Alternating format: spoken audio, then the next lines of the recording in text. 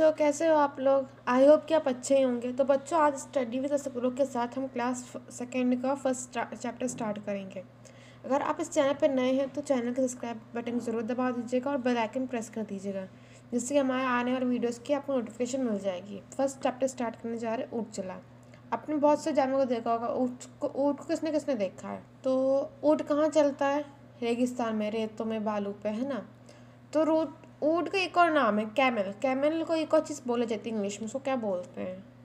आपने I think उसका नाम सुना होगा फर्स्ट क्लास में। शिप ऑफ अ डेजर्ट, है ना। रेगिस्तान का जहाज़। क्यों? क्योंकि जो कैमल है वो बालू में बहुत तेज़ चलता है, वो बालू में फंसता नहीं है कैमल। तो ये पोयम है, और ये पोयम एक्चुअली नहीं है, टंग ट्विस्टर है ये। इसे आप टंग ट्विस्टर बोलते हो। जैसे आपने सुना कच्चा पापड़ पक्का पापड़ सुना होगा, वही चीज़ है ये। तो उसको चलो करते हैं। ऊँट चला भाई ऊँट चला, हिलता डुलता ऊँट चला, इतना ऊंचा ऊँट चला, ऊँट चला भाई ऊँट चला। अब कह रहा है, देखो ऊँट जा रहा है, और वो आप जब ऊँट जब जाता है या कहीं चलता है तो उसकी पूरी पीठ हिलती है ना। तो उसी को बोला जा रहा है। आपने देखा ऊँट कितने ऊंचे होते हैं। ऊंची गर्दन ऊंची पीठ, पीठ उठाए ऊँट चला। उसकी गर्दन ऊंची होती है ऊँट की, इसकी पीठ ऊंची होती है। आपने देखा कि ऊँट के पीठ पे एक बम्प टाइप बना रहता है, बम्प, है ना, जैसे ये चीज़ बनी रहती है ऊंची। तो इसे कह रहा है पीठ पीठ उठाए ऊँट चला। बालू है तो होने दो, बोझ ऊँट को धोने दो। मतलब अगर बालू है तो होने दो। और जो आप रेगिस्तान या जो राजस्थान में जो लोग रहते हैं वो ऊँट का इस्तेमाल क्यों करते हैं? अपना सामान उठाने के लिए। जैसे गधे का इस्तेमाल किया जाता है कि सामान उठा के ले जाते हैं, उस तरह ऊँट को बालू में ले जाते हैं कि वो सामान उसको उठाता है, उसको लोगों को बैठा के ले जाते हैं पीठ पर अपने। नहीं फंसेगा बालू में, बालू में भी ऊँट चला। वो बालू में ऊँट जो नहीं फंसेगा। आपको पता है कि उनके पैर इस तरह होते हैं कि वो बालू में नहीं फंसते हैं। बालों में भी ऊँट चला। जब थक कर बैठेगा ऊँट, किस करवट बैठेगा ऊँट, बता सकेगा कौन भला, ऊँट चला भाई ऊँट चला।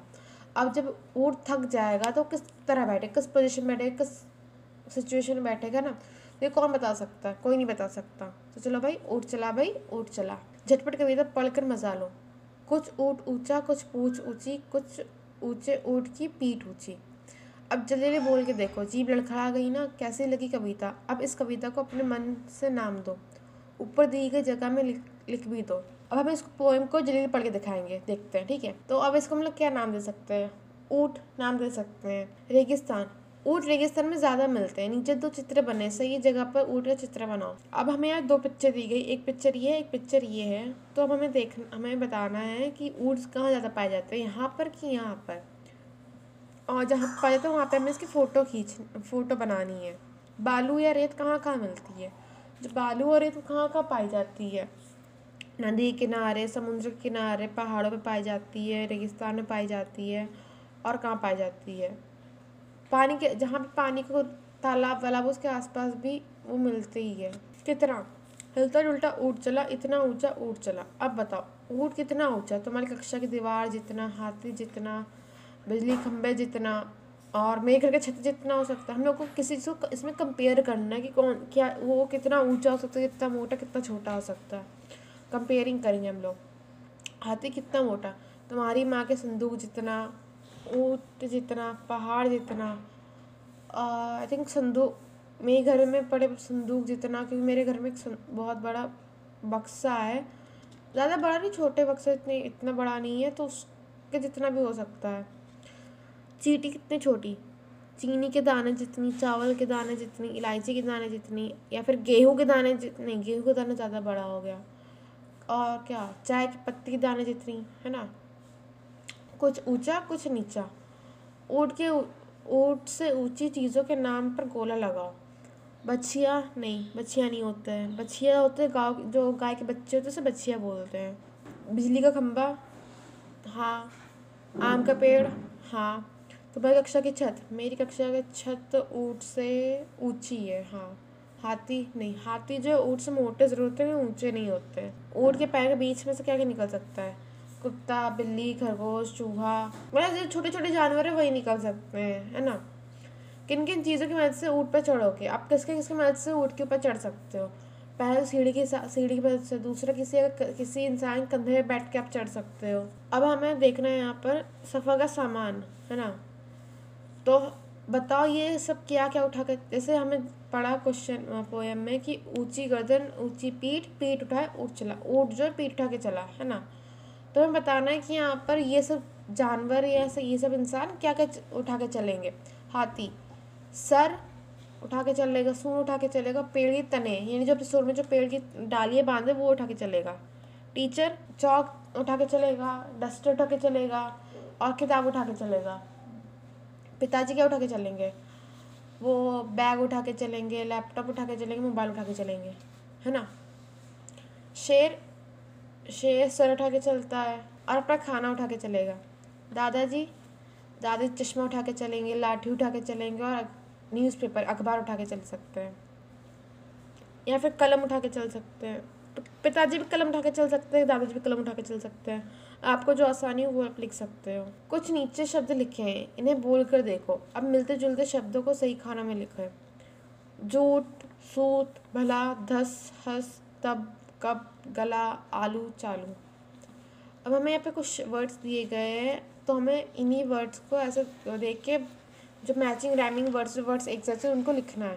जैसे ऊट, जूट, सूट, बालू, आलू, चालू, फस, धस, हंस, चला, भला, गला, जब, तब, कब। अब हमें यहाँ पे एक एक वर्ड्स और लिखने हैं। तो जूट ऊट का क्या हो सकता है, कूट। भालू का आलू चालू हो गया भालू। फस हंस बस हो सकता है। चला, गला, भला, कला।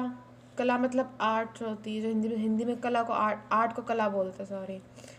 जब, तब, कब, सब, है ना। अक्षर की बात, कविता में ब से शुरू होने वाले शब्द कौन कौन से हैं, उनके नीचे रेखा खींचो। अब हमें पोएम में जाके देखना है कि जो कविता में कितने वर्ड्स हैं जो बा से स्टार्ट होते हैं। पहला तो यहाँ पे है नहीं, बालू है, बोझ है, फिर बालू बोझ, फिर ये बैठेगा, बता। तुम्हारा नाम किस अक्षर से शुरू होता है, उस अक्षर के 4 शब्द लिखो। आपका नाम कौन से अक्षर से स्टार्ट होता है, तो उस अक्षर से 4 वर्ड लिखो। मेरा नाम दा से स्टार्ट होता है। दा से दवाई होती है, दवात होती है, दिन होता है, और दीवार होती है, दो होता है। बहुत वर्ड्स मेरे नाम से। अगर आपके वर्ड्स से जो आपके नाम के पहला जो वर्ड्स होता है उससे जो वर्ड्स स्टार्ट होते हैं वो आप लिखने, 4 वर्ड लिखने आपको। बोझा, बालू है तो होने दो, बोझ ऊँट को धोने दो। बहुत से जानवर को बोझा ढोने के लिए इस्तेमाल किया जाता है, क्या तुम ये ठीक लगता है, क्यों? अगर देखा जाए तो बहुत से जानवर सामान धोने के लिए इस्तेमाल किया जाता है, तो मुझे ठीक लगता है क्योंकि कुछ जानवरों को, हम लोग जानवरों को कम सामान दे बोझ धोने को तो वो सही है, लेकिन कुछ जो इंसान होते हैं वो उनके पास ज़्यादा सामान दे देते हैं, उनको मारते हैं, तो वो चीज़ ख़राब लगती है। कि एक्चुअली जानवर में भी मतलब फीलिंग्स होती है, मतलब वो उनकी भी लाइफ होती है। तो अगर हम लोग उनको थोड़ा थोड़ा सामान तो ठीक है, अगर ज़्यादा दे उनको फिर मारो भी ऊपर से, तो वो चीज़ अच्छा नहीं होता। तुम्हारे आसपास कौन कौन बोझ उठाते हैं? मेरे आसपास यहाँ पे गाड़ियाँ बोझ उठाती है बस। कविता बढ़ाओ, अक्की बक्की करे तरक्की, दोनों की यारी हो पक्की, करे कभी ना धक्का मुक्की। छोटी सी पोयम हो गई ना ये। चलो आगे देखते हैं। अब हमें देखना है कि इस कविता में कुल कितनी बार ऊँट शब्द आया है, बिना देखे बताओ।